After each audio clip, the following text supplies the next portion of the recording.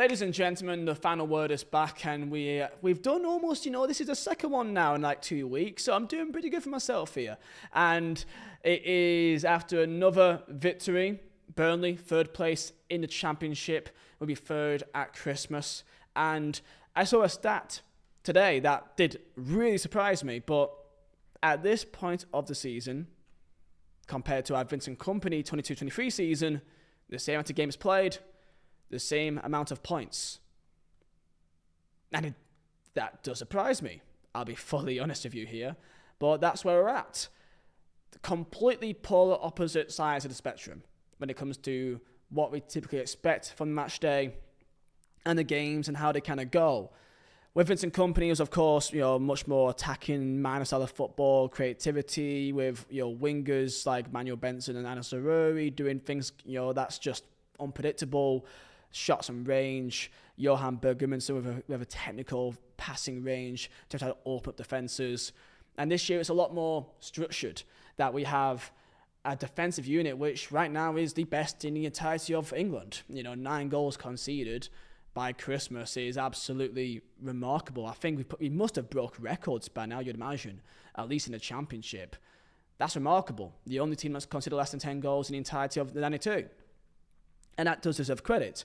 Our away form is the best in the Championship, I think behind Sheffield United actually, but they've got a game in hand, although they've played a game ahead of us. Home form has sometimes lacked at times. We got Preston, we've got, Pompey was poor, but we still managed to win. Plymouth was poor, but managed to win as well. There was also Derby as well. And what was the other one? Swansea was a win in the end, but again, not a great game. And it was QPR, right? QPR was another 0-0 draw at home. And I think I would have said Derby. So, again, when you look at this season to that season, we've still only lost 2 games.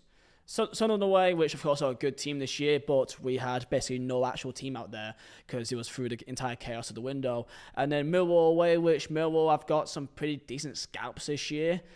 So again, games like that does happen. It just at the time period felt a bit more like a worry because we also drew to QPR and drew to Hull and drew to Preston just prior to that, and Oxford as well. So it felt like we weren't going in the right direction.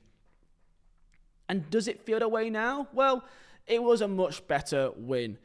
That the game at the weekend against Watford, and the game before that was of course Norwich. That was also a good performance. And I have this feeling, which I don't know if you feel the same way, but I have more faith on going away to Norwich and beating them than I do beating Watford at home.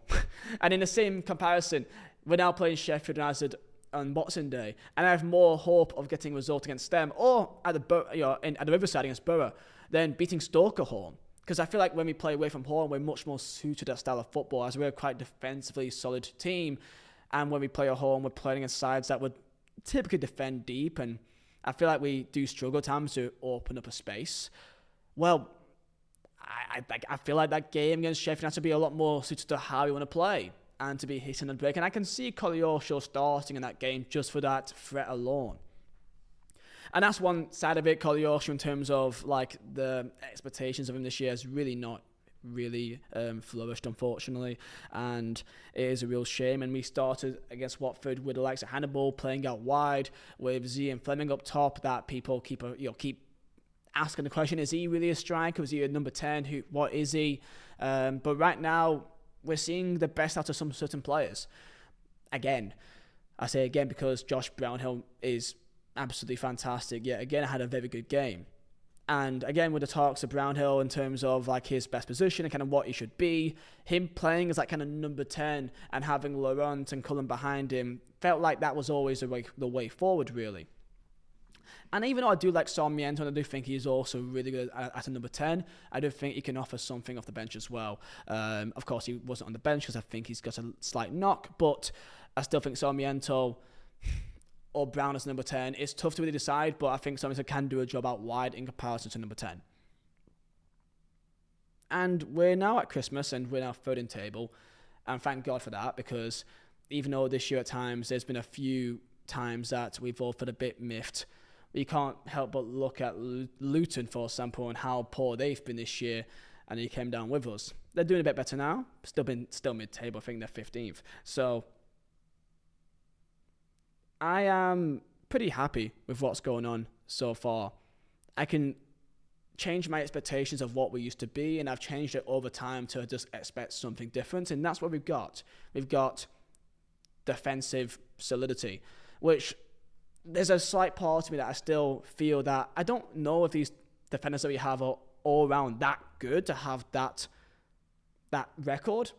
Other than Maxime Esteve and Trafford, I still struggle to see Egan Riley or Humphreys or Perez, we already know Roberts, do that and be as solid in the Premier League. But right now they're doing really well. Egan Riley, especially, and Humphreys has surprised me and exceeded expectations that I already didn't have before. I thought they would be able to be ready and would just be more of a backup option. But Egan Riley especially is very intelligent. He seems to read the game really well, and he reminds me somewhat of like a Ben Mee, or he may not be the most like for a centre half, like a real physical unit, but he reads the game very well and knows where to be at the right time, makes the right decisions. So he surprised me quite a lot. Esteve, Rolls Royce, and thank God we got him. And really, I would say as of right now is a good shout for play of the season, I would say, and is a big part of why we are as good as we are defensively. Brownhill, of course, in that shout as well for play of the season. So against Watford, it was a much better performance, a fantastic second goal, and hopefully we can see a bit more of that where the players are combining and creating real, like that's a top class goal that you'll see on the training ground. You know, the sort of 1-2s laid off by Hannibal to Brownhill on his left foot, and we know we always knew that they can do that.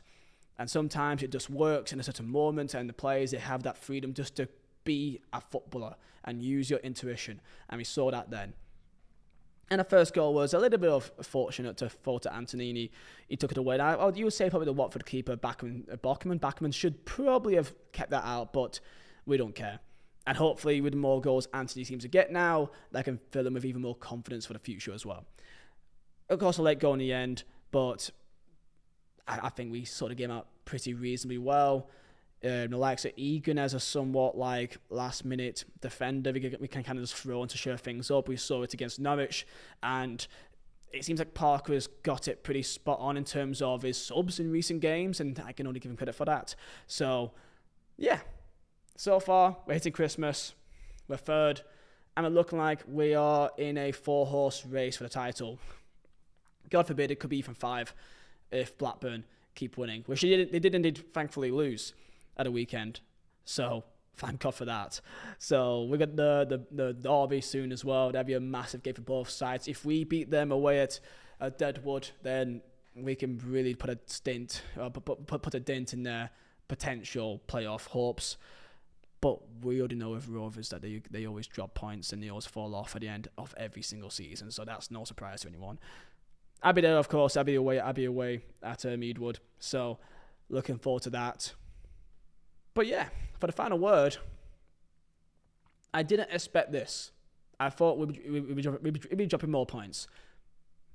And fair play to Scott Parker for what he's done with the squad, which at times we saw at the start of the year was a complete mess. So long may it continue. Upper clouds, and I'll see you guys at Boxing Day. Let's go.